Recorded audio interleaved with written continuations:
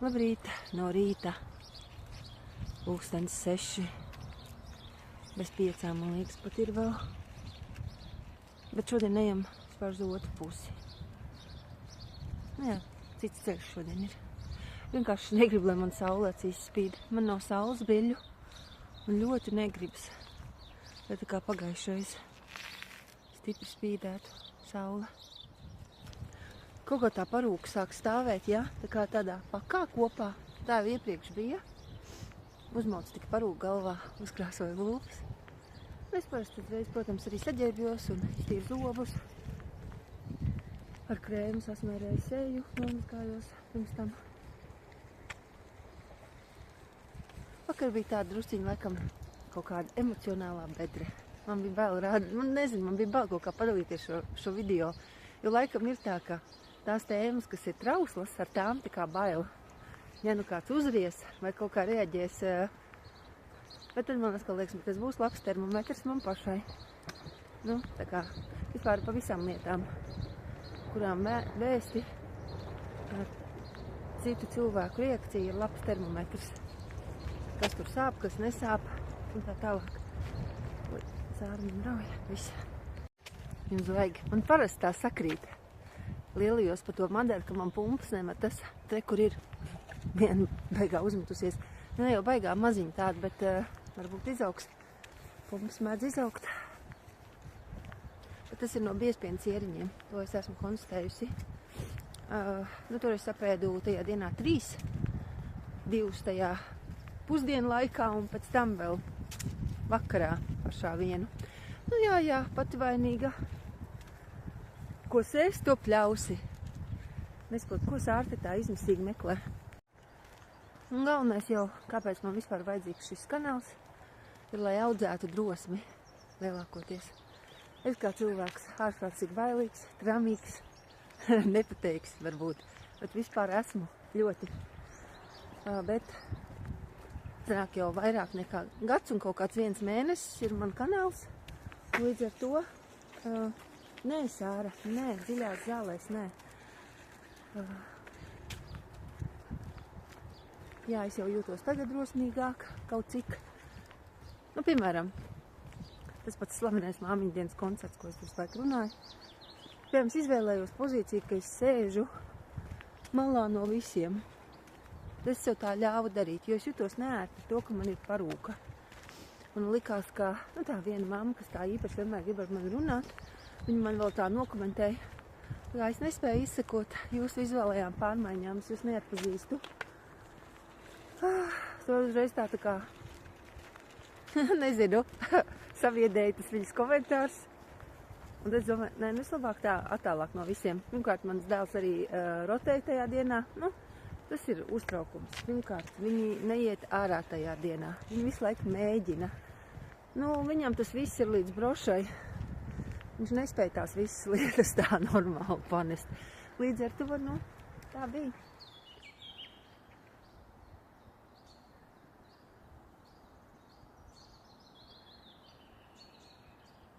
Viss mešs skan.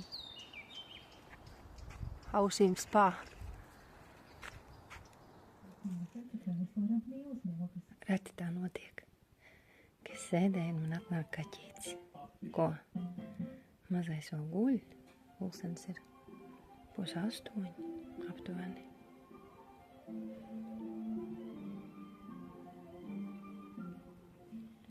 Šodien atgādīju no pulksten 6 Ekana mūzikas koncerta Contemporary Fantasies Latvijas Vaiga Latvijas. Nu re, bērnu atdevu. Tagad eju pie savas runātīgās kundzes. Piespied podziņu un runā, bet viņa ir ļoti laba, ļoti labestīga arī. Mēs iesim droši vien uz veikalu kopā, parasti darba nedēļas sākumā. Nu, tas ir tāds tipināšanas moments ļoti lēnām. Bet tad aiziešu tādā lēnā valstībā. Jā, laikam sanāks tā, ka es darbā tiešām atpūtīšos, jo vecie cilvēki viņi piedāvā tādu miera planētu. Jā, tur ir viss kaut kas cits, bet vismaz tas ir kaut kā mierīgi līdz šim bijis. Jā, paldies Dievam. Bet nu, kas būs, tas būs. Pusi sadevu savai runātīgajai dāmai. Mēs bijām tikko veikalā. Maksimā tādas atlaides no 13 eiro, 2,40 kaut kur. Nu, es nevaru nenopirkt. Vienkārši tik skaisti. Tātad aizdīšu otru pusīti. Nē, nu, es īstenībā savām klientiem vienmēr arī iepriekšējā darba, kā saka, sasaukumā pirms 4 gadiem vai 5, cik ir pagājuši. Es arī dāvināju puķis. Man liekas, ka sievietēm tas ļoti svarīgi. Nu tā, pakojāmies šodien. Mana kundze, Saidas kundze, viņa dodas pie zobārsta, un tad viņa pakojas tā, kā viņa dotos ceļojumā. Ļoti, ļoti, ļoti tālā ceļojumā. Jā, un tad mēs visi slēpām. Jā, jo tur ir tā kā nākamā pakāpe. Nav tas tā, ka tikai nozaga visas lietas, bet lietas tiek saindētas. Viņa bija ļoti bēdīga, ka es viņai atnesu puķes. Tāda reakcija bija. Ko lai es tātad ar viņām daru? Nu, kāpēc tu man nes puķes tad, kad man jābrauc pie zobārsta? Man viss taču saindēs, lāstu uzliks viņām. Nu, tu nesaproti. Nu, un tad sanāca tā. Tad es viņai saku, jūs taču varat uzdāvināt ārstam. Un tad viņa ir priecīga.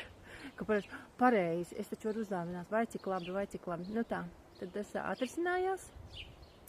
Nu jā, nu tas tā. Atkal tā sega, visa bija ar zobu kociņiem. Jānostiep sega.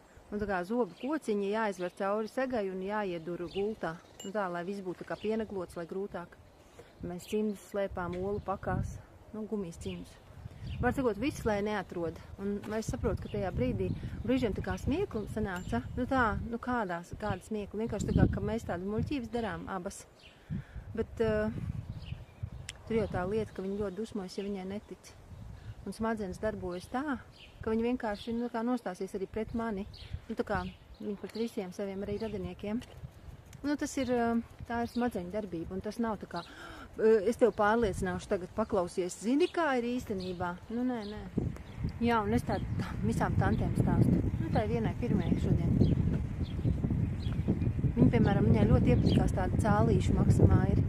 Tad mazi cālīši, viņa saka, vai cik mīļi. Vispār 1 eiro maksā tādu cālīšu. Tāda atlaida lieldienu cālīši. Viņa saka, nē. Es saku, nu es jums uzdāvināšu. Nē, nu, kāda jēga man kaut ko tagad pirkt? Man vispār nekas neiepriecina, jo man drīz ir jāmirst. Un tā kā viņai nav radinieku, viņa vienkārši tās mantas visas izmētās. Nē, nu viņai ir tā kā vienkārši kaimiņiene, kurai ir norakstījusi dzīvokli. Bet tā tēta vispār aizbraukusi uz ārzemēm. Viņa jūtas tā kā, nu, pamesta. Un līdz ar to viņai tā kā nekas neinteresē, tā viņa arī saka. Man nekas neinteresē. Un viņa saka, bet vajag taču dzīvot līdz beidzamajam. Es arī savai omai tā saku. Visu vajag darīt tā. Nu, tā kā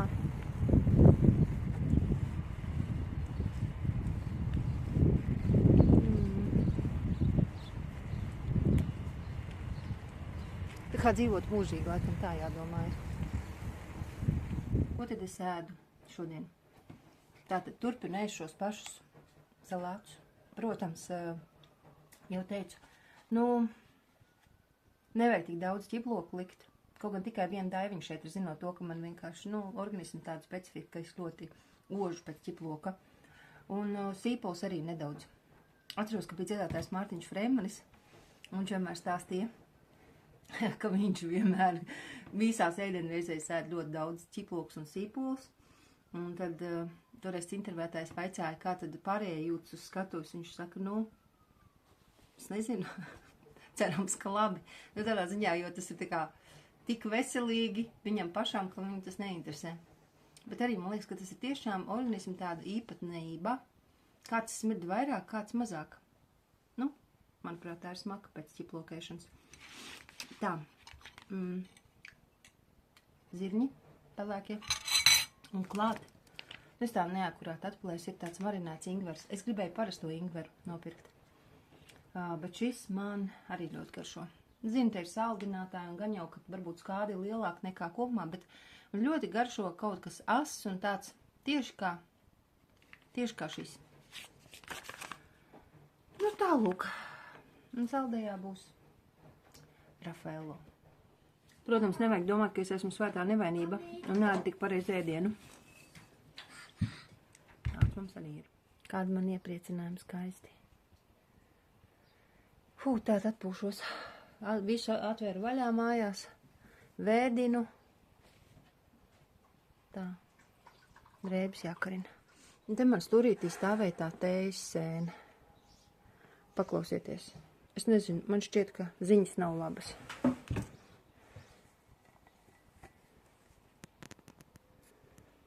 Šāds te, tā kā plīvurs, vilkās pāri, līdz vakar kā muļķīti saskalināju. Un tas plīvuriņš šādi te sakārtojās tādā kaudzītē.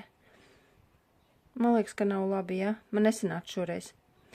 Jo ko es vēl izdarīju? Es aizmirsu izstāstīt, ka tajā brīdī, kad Santa man uzrakstīja, kā tur vajag pievienot tēju, nu vienkārši tai kambučai, tēju un cukuru, es to visu izdarīju tā kā pēc recepts, kā tur bija rakstīts.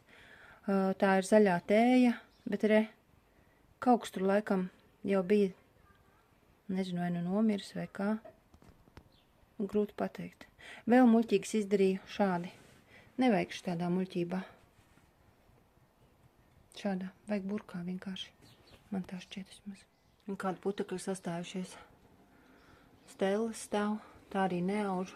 Jā, bet nesanāk visam laika. Un arī nesanāks. Visu laiku būs jāizvēlas tikai tas, kas ir sirdī vistuvākais.